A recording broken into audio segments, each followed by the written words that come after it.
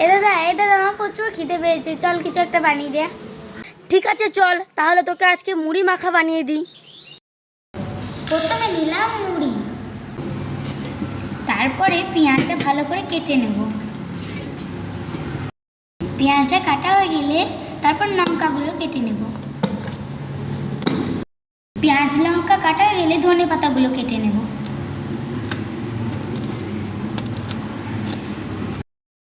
সবগুলো কাটা হয়ে গেলে এবার মুড়তে দিয়ে দেবো।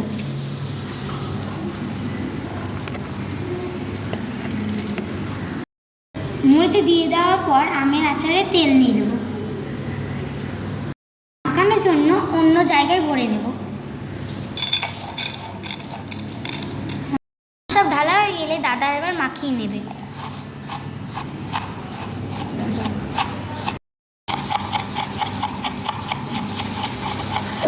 দাদার মাখানো হয়ে গেলে অন্য পাত্রে ঢেলে নেবে।